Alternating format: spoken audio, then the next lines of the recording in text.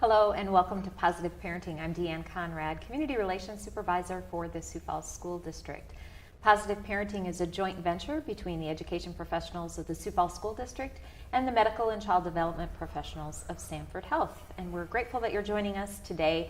We have an important topic that all parents and grandparents and really everyone needs to be aware of. Vaccinations, those shots that your children need to be enrolled in school and also to remain healthy throughout their lives. So we have guests here today to continue our discussion, and we will have each of them introduce themselves before we get started. Greg, we'll start with you. Hi, I'm Greg Sperlin, pediatric nurse at Sanford Children's on 69th and Louise. I currently work for Dr. Zylstra. Thanks. And Molly. Molly Satter, I'm the health services supervisor with the Sioux Falls School District. Great. Well, you guys are equipped to answer all of our questions about immunizations, and I know Greg is because we see Dr. Z, and so we definitely have seen Greg before as well. So thanks to both of you for joining us. Those shots, we typically think, you know, you got to take your kids in for the new shots, the babies, you know, your series of shots right away with the newborns and things like that. And then we have the enrollment shots for students coming into school.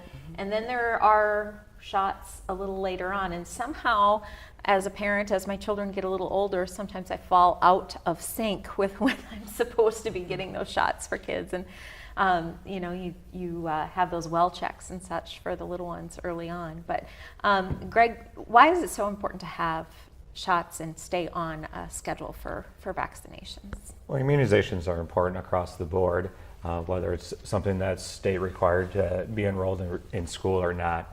But most importantly, probably with the new requirements, the Tdap, one of the components of that vaccine is the pertussis. And we've, over the recent years, kind of seen an influx of pertussis in our neighboring states and some in our community as well. So it's one of those things that's a common and preventable situation to keep your child out of the hospital and some serious illnesses. Absolutely. So those series of shots early on in a child's life lead to the kindergarten shots for enrollment, and that's a critical piece that we need to have for records and report that to the state. Talk a little bit about that process and collecting all that information. That's a big task. It sure is. So we actually begin with early childhood students, making sure that they're properly immunized and keeping those records. And then when we get to the kindergarten age, then we're actually processing them and submitting them to the State Department of Health. And so we just work with families through that process, our nurses, we work with healthcare providers in making sure the students are meeting those requirements upon entry into school. And and sometimes there are obstacles that come with that. For some parents, it might be a lack of insurance, lack of a healthcare provider that they're connected with, even transportation. Sometimes we have families in homeless type situations, and so there are just some real struggles that families sometimes need help with. And so our nurses, social workers, even the clerical staff in the building all play a huge role in that process. Absolutely. So in terms of getting all of those records and getting families connected with healthcare providers and things like that, that's a necessary piece because we have to report that off to the state. Right. And parents can bring shot records in. We also have state access to the state immunization system, and so we can also look up shots if they're entered in there. And so, yeah, we rely on the parents to help provide those shot records, and we do some looking up. But yeah, it's a joint effort from everyone. So, Yes. Greg, what happens if a child falls behind in a series of vaccinations? I mean, how does the clinic handle that? I mean, do you get everybody up to speed right away, or does it have to be done in a series? There certainly are some requirements of minimal intervals in between their series of vaccines. There's a catch-up schedule, and we try to come up with a plan, and then also remind those parents as well on when they're due for their next ones, and try also, if they've passed that time, try and schedule an appointment, and we may need to call them and remind them that they are due or ready for that next set in that series of vaccines that they're due for. Sure. I think most people are familiar with the kindergarten shots. That's become sort of ingrained in our minds as parents that they're going to need those shots before they go to kindergarten. This year, though, there was a change with requirements through the state for incoming 6th graders, and I know it's a lot more complex than that because it's like before you turn or 45 days after you turn a certain age or such. Do you guys want to, Molly, Sure. you want to take that one and explain that change? Sure. It's any student entering 6th grade at the age of 11, or they should be the age of 11. So if they're entering 6th grade and they're not 11 yet, they have 45 days once they have their 11th birthday. And so a majority, I mean, that really applies to very few that enter 6th grade as a 10-year-old. But yes, otherwise it's upon entry into school into 6th grade. So we aren't going back to those students. We certainly recommend the vaccine for students beyond 6th grade, but we're not going back in requiring and obtaining those shot records for those students. But so we're focusing right now on those new 6th grade students this year. And that shot or series of shots is what? The Tdap and the meningitis. Okay. Yep. And Tdap includes? Tetanus, diphtheria, and pertussis. Okay.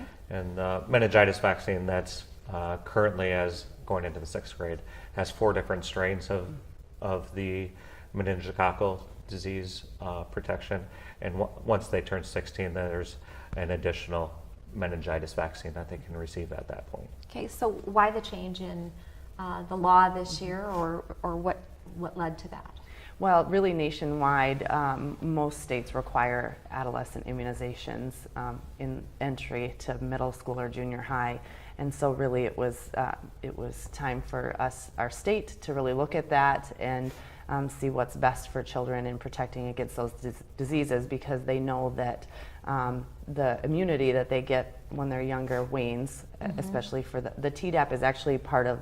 It's a DTaP when they're in kindergarten, and so some of those diseases they're being protected against, but the protection begins to wane as an adolescent, and so it's really important to come in and get that next Tdap, and then the meningitis. That's when they start to be at higher risk for that, and so that's why the addition of that. Right. So, Greg, did you guys see a surge in appointments or phone calls at the beginning of the school year? Certainly, we've seen some changes in parents just calling and inquiring about it a little bit more than probably the influx of it. These 2 vaccines is nothing new. Nothing new that as pediatricians that we would recommend. So I would say the majority of those parents and families that immunize their kids going into school and stay up to date with their wellness checks, they had nothing to worry about because they've already been vaccinated against these. So it's nothing new. It's just something that on the state end is now a requirement to get into school. So I just want to make that clear that it's no new recommendation. It's been recommended, and I would say, the majority of children by the time they're 6th grade have already had these vaccines going into school. Okay, so again, playing catch up with those maybe who haven't had it by then, and getting them up to speed by that 6th. Yeah, I would say that our influx came from those kids that maybe because of insurance purposes or whatever reason, they weren't due for their next wellness check till, say, fall or winter time. They were coming in to just kind of get caught up on those vaccines part of it. So we certainly did see a kind of an influx or a rush of those parents this summer, early fall, I guess. Sure. So another one I know, just because I have that age group of children, is the HPV vaccine, and that's something that we talk to parents about a lot as well, right? Yes, that's another one of the recommended. It's not required by the state, but it certainly is highly recommended.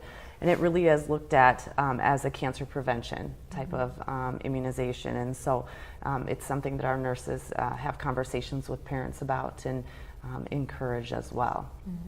So we had been in for our, it's a three Three-dose shot series, correct. series. And so we've done 1 and 2. And I was really impressed when we went in. There was like the option to get text back when it's time for your next shot. And so as a busy parent, I was like, wow, that's a nice option. Is that just with the HPV, or are you doing HPV that? is the only one that I'm aware of that has that option. They had a couple different options to get those reminders. Right. Everything from refrigerator magnet that Yep. kind of blinks when it's time to this text. And I think when I talked to them recently that they kind of rid the fridge magnets and kind of went more to the text, getting a text reminder. And that's something that we try and remind and have parents also set up as at that time too. And with their tetanus and meningitis, we offer that HPV, and it's just as important, if not more, as some of these other vaccines as well. It really is a preventative disease. Especially, the females and cervical cancer is one of those things it protects against. And I try to tell parents as well, if there was a vaccine that would prevent your daughter from getting breast cancer, everybody would be getting it. This is just as important and common in females. And it also has a component that will protect them against genital warts as well, which is one of those things that isn't going to kill you, but it's one of those things that will be with you lifelong. And it's preventable. So those prevention pieces are critical, and if you make the right decisions at the right time and follow that vaccination schedule. Just prior to having our show today, I received something from my insurance company, the schedule for your child's vaccinations, which is helpful. I have one of these hanging on the inside of one of my cabinet doors, but it is nice to look at it and go, okay, 7 to 10 years. And obviously my insurance company knows I have older children, because it goes from 7 to 10 years, 11 to 12, 13 to 15, and 16 to 18. And I'll admit that maybe we haven't stayed up with our well checks after age 8, and we should, because the kids need those options. We're in for flu shots every year, but not necessarily for well checks. But why are well checks so important even in those older years? Well checks are recommended on a yearly basis after they've hit that kindergarten time. Lots of different things that are preventable and early interventions, everything from their development, from their social skills to all the other milestones, childhood milestones. And then also we catch, adolescent age, we start considering their lipid panels and seeing where they are for cholesterol levels and heart conditions. There's lots of those things that may not be symptomatic, but we're able to catch them on a wellness exam. So critical yet that kids at any age see their healthcare provider on a regular basis. You bet.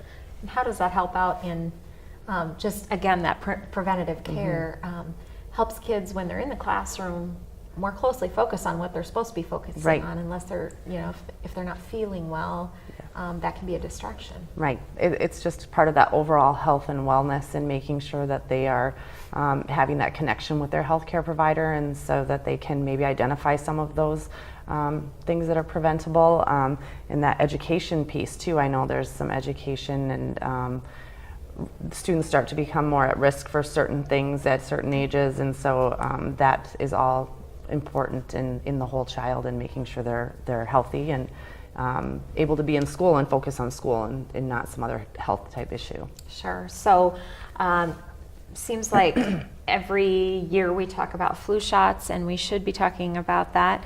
But it also seems like flu used to be even respiratory, or the stomach flu or what have you, that always seemed to be a January, February issue. And now I've heard people, kids being out with various illnesses already at the beginning of the school year. It's kind of we've opened ourselves up to not just a winter sort of flu season, but how important is it for families to consider the flu vaccine as well? I think it's just as important as any other.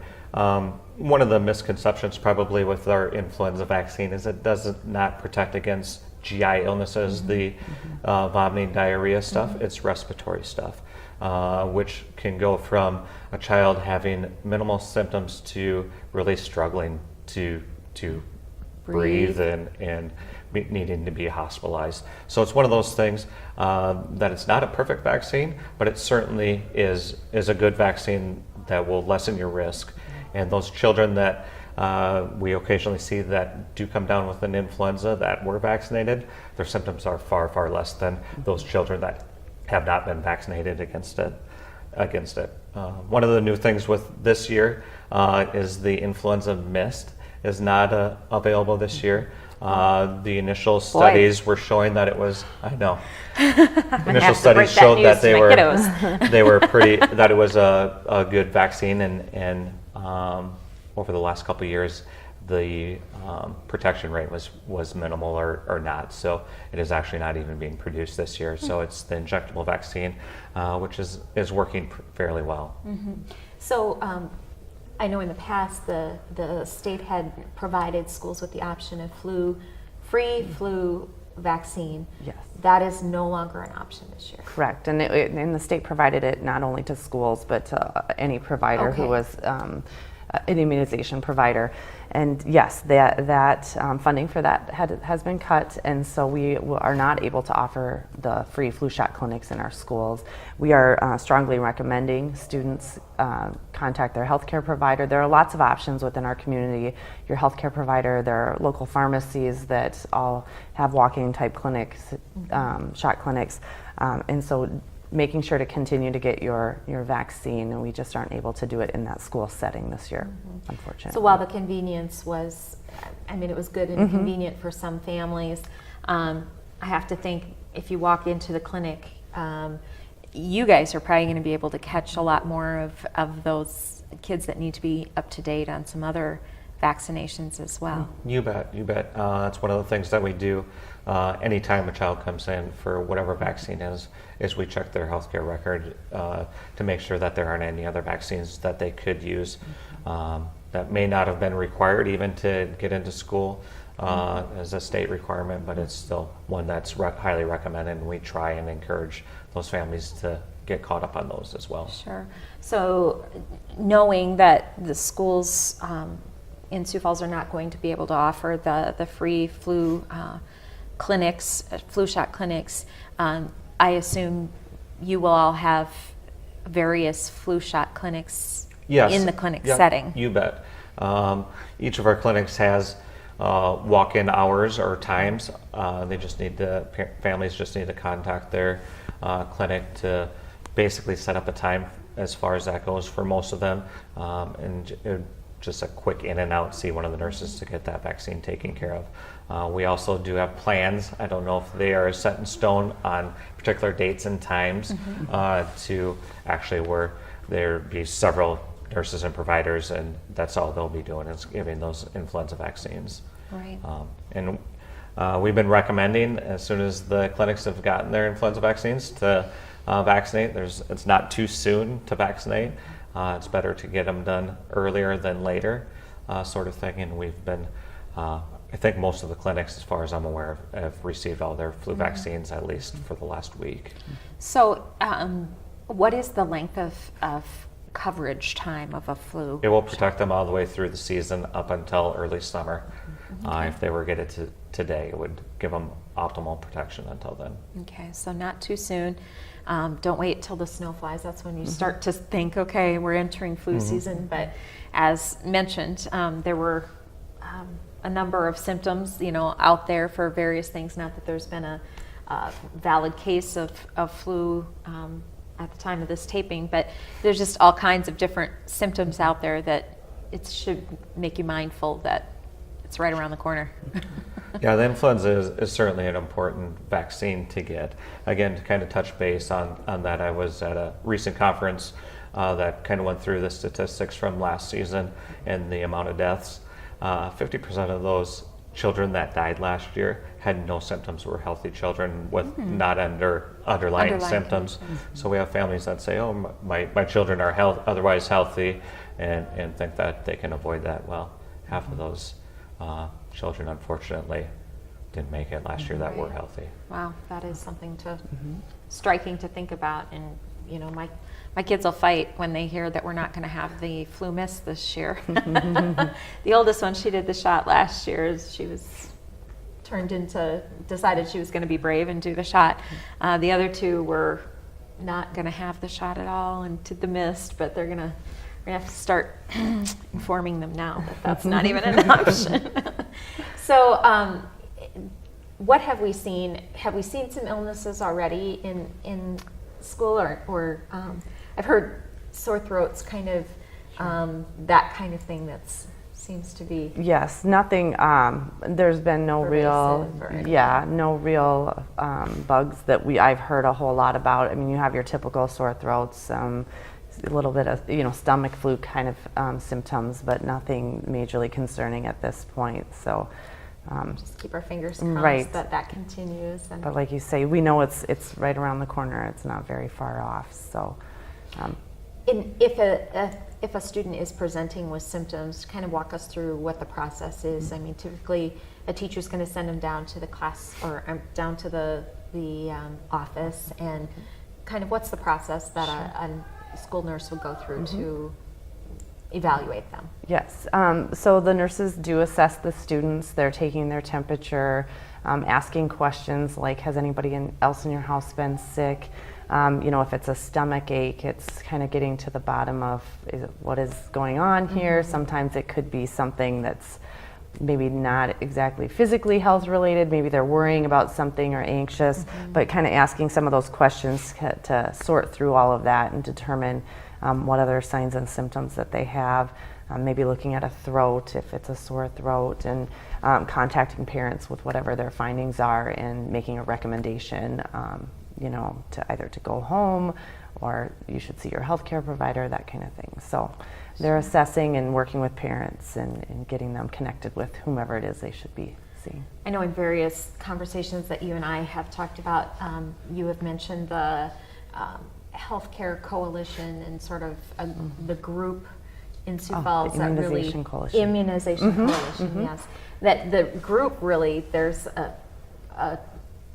is it a board, a committee? What is it that works on health issues related to children? The Sioux Falls Area Immunization Coalition is just it's a place where all providers, anyone really, can come and join for those meetings, and it's representation from the different healthcare organizations in town.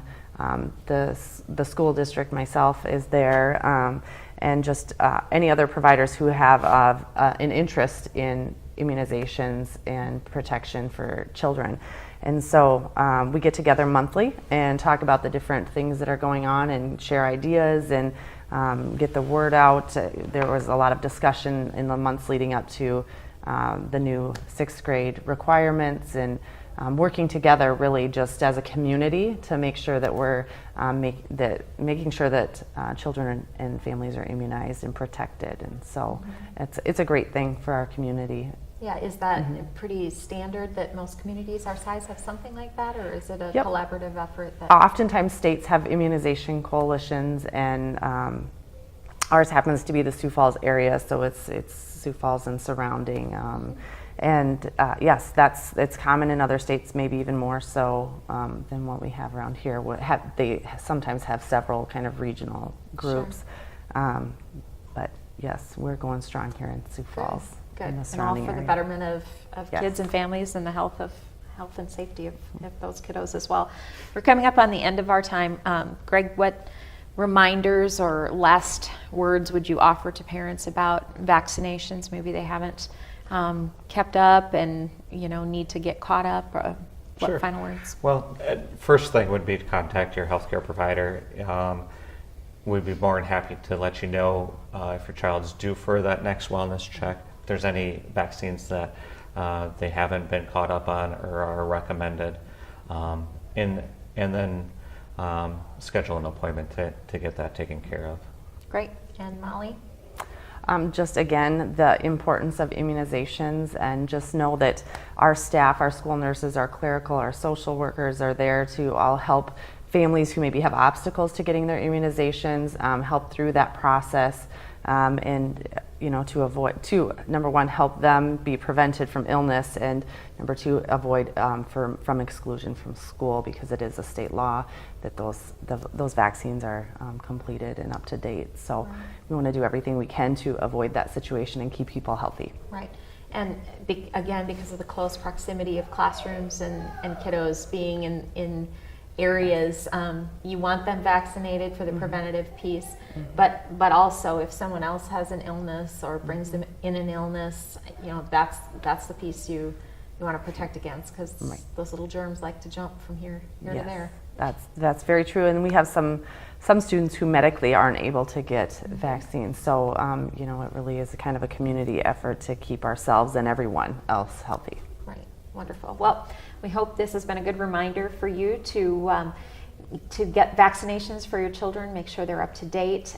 Get the flu shot and all of those recommended vaccinations to make sure that your child is happy and healthy for another great school year. Thanks for joining us today on Positive Parenting.